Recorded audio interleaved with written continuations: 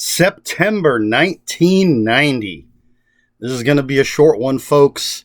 I only read one book in September of 1990.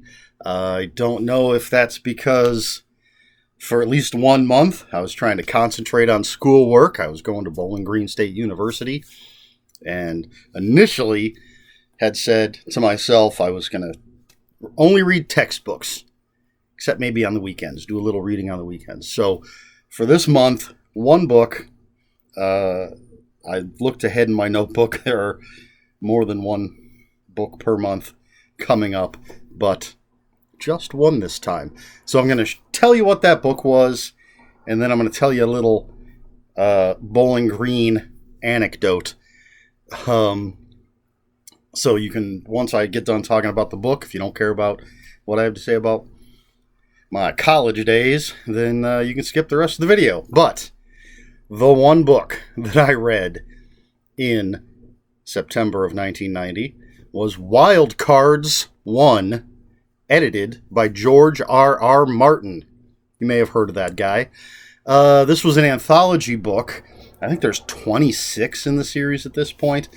But it was an anthology of all original superhero stories.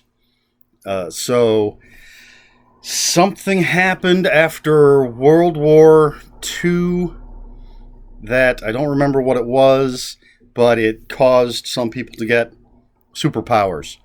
And some of them were like real positive things, some were kind of negative.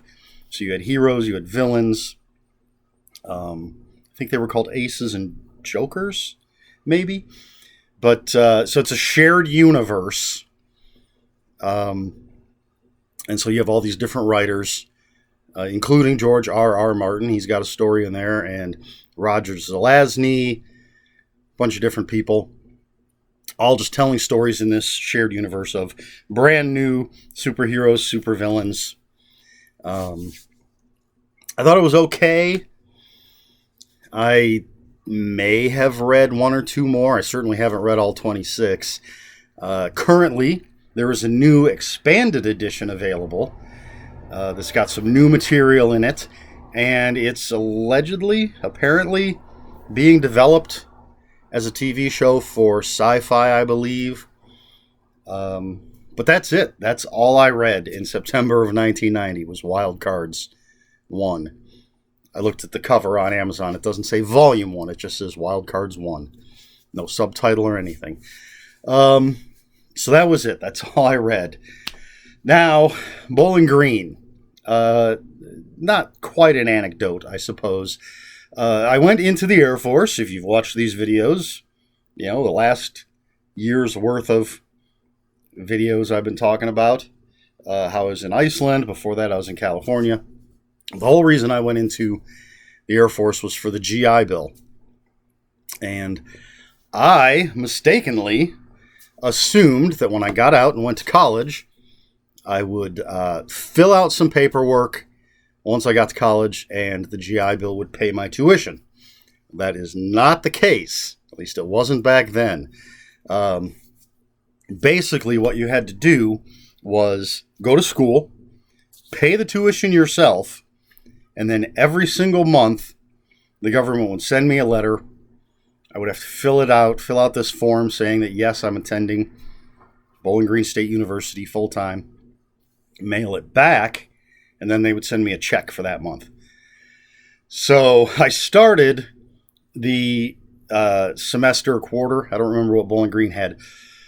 It was started the last couple days of August. So I started school.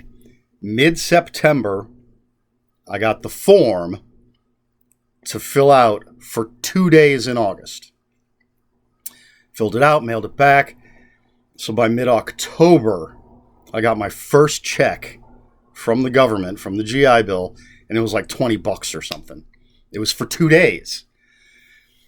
Prior to me receiving that check, the college was hounding me for me to pay my tuition. Basically, I was at the point where they were, pay it by this time or you're out. And I said, but I'm waiting on my GI Bill. They're like, we don't care. That has nothing to do with us. So I ended up having to sell a bunch of stuff. I had a really nice stereo system that I purchased when I was in Iceland and had to sell that and a bunch of other stuff just to pay my tuition. And then every month fill out this stupid paperwork and get my GI Bill check. And the other reason I may have only read one book in September of 1990 is that I was looking for a job. I had to get a part-time job to help pay for things. I ended up working at a factory, which was really cool being a college town. Their shifts were like 2 hours, 3 hours, 4 hours long. So you basically told them the shifts that you could work. So I could go to a class, go and work for 2 hours at the factory, go to my next class. However, I had to do it. But, yeah, the GI Bill did not work out the way I wanted it to or expected it to, which is why, spoilers, I only went to Bowling Green for 1 year. Because after my first year, I got a summer job, did not make nearly enough money to pay my tuition, and I knew the GI Bill wasn't going to do it. I didn't want to take any loans, so I did not go for longer than a year. But anyway, that's it. That's all I've got for this very short video. One book, Wild Cards 1, edited by George R.R. Martin. A little story about my stupidity regarding the GI Bill. That's it. I may have more Bowling Green anecdotes as we go along. But don't worry, more books coming up in the coming months. Weeks for the videos, but months for the book list itself. All right, that is all I've got for you. If you have any comments or questions, please put them in the comments below. Oh, do I have a question for you guys for this video? Let's see. Do you have any experience reading things in a shared universe? And if so, how do you feel about that? Off the top of my head, the only ones I can think of are the Wild Cards books and the V-Wars created. I know edited by, but I think maybe he created them. Created by Jonathan Mayberry, which is a thing where people start turning into vampires. It's kind of this, if I remember correctly, there's a gene that gets triggered by something that's released, and certain people turn into vampires. And it's just a whole bunch of different authors writing stories in this shared universe about vampires. Of course, that's not including comic books and stuff. I'm talking about books here. So, excuse me. Yeah, Wild Cards and V-Wars are the only ones I can think of off the top of my head. Are you familiar with any? Do you enjoy this sort of thing? So that's the question. Let's talk about it in the comments below. Please like, share, and subscribe. If you'd care to follow me on other social media, my Twitter is @Ronin5757. My Instagram, where I post pictures of books, comics, board games, and fuzzy animals, is ErikSmith5757. That's Eric with a K, ERIKSMITH 5757. That's all I've got for you. So until next time, read more books.